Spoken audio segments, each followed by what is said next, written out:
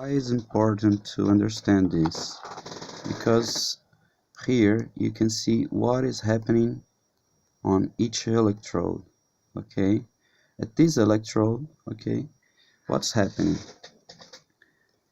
Negative ions are getting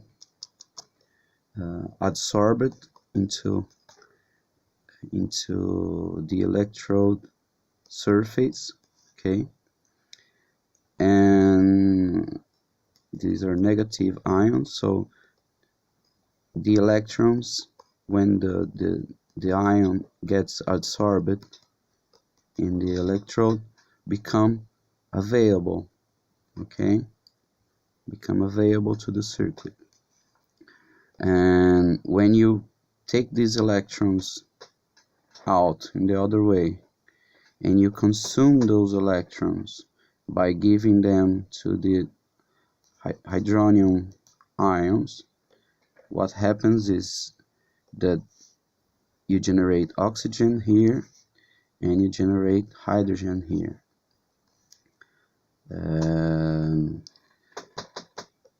Okay, but what happens next, and why is this so important?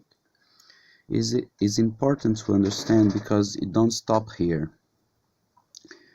Actually, what happens is the hydrogen here last is going to form with another molecule, with another two molecules, the two hydrogen atoms positively ionized that will result are going to link up with another two molecules of water, forming two hydronium ions.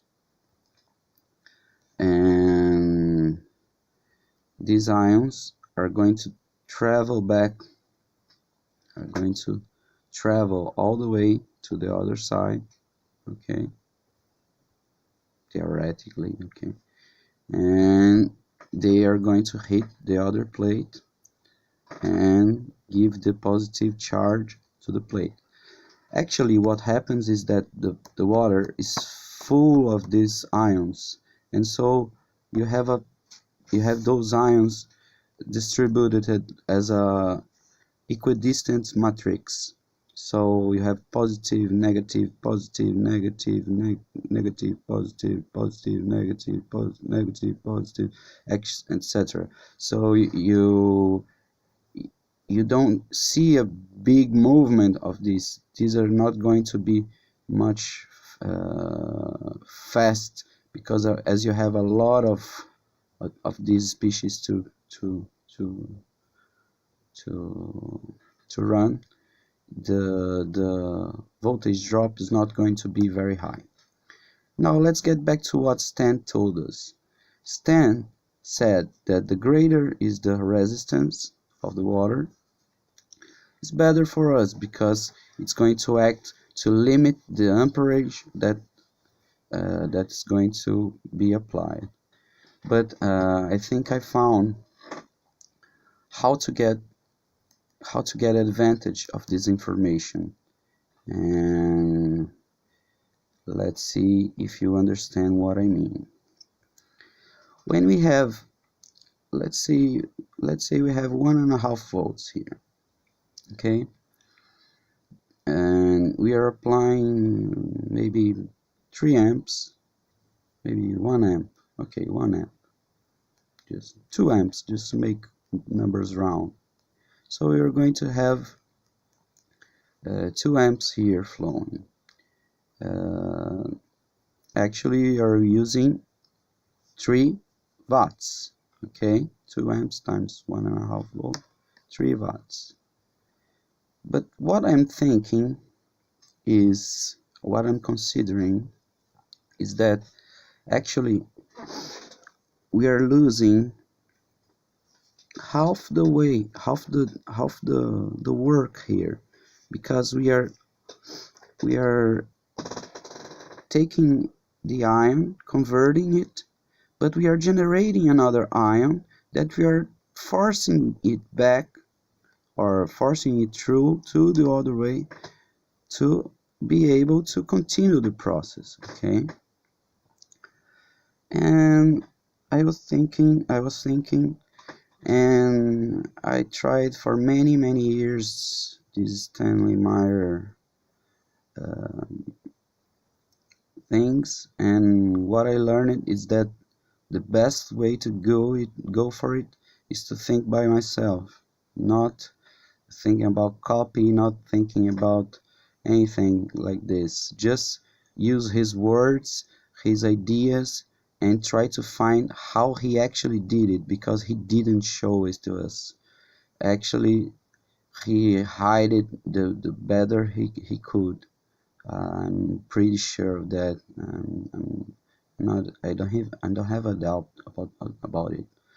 So what I believe he did, uh, thinking about all this I'm showing to you, is that he had a kind of electrode structure that I'm going to draw for you right now. Okay, let me take another paper. So he kind of created another structure, and a structure that I'm going to show you right now. So he would have two electrodes like this.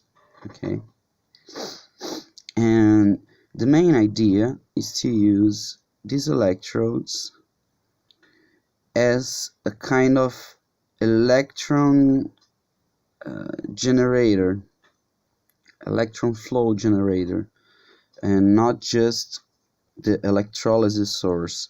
What I mean about that?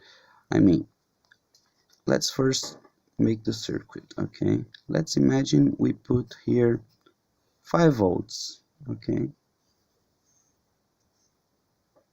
let's imagine we put 5 volts right here, and we get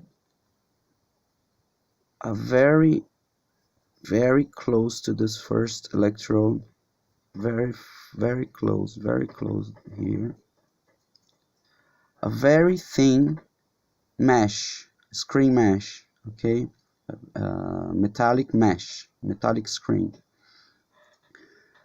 pretty much close to the electrode, less than a tenth of a millimeter gap. Okay, it must be almost glued to the electrode, but electrically isolated, and I will explain you why in a few moments.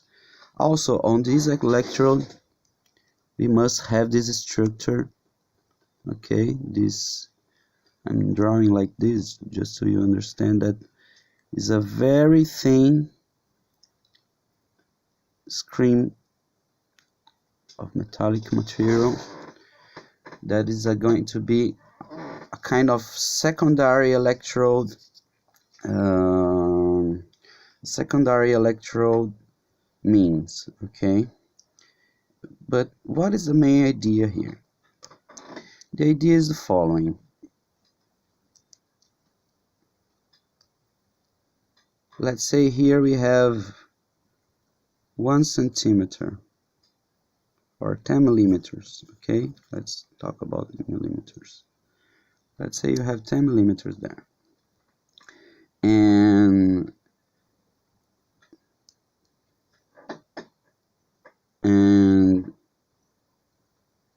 here you get 0.3 millimeters.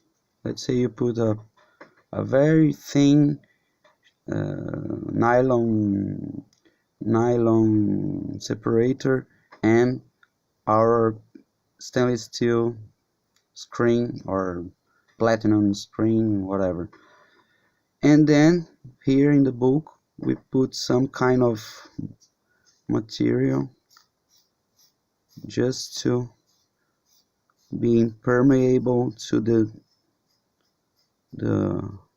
ions.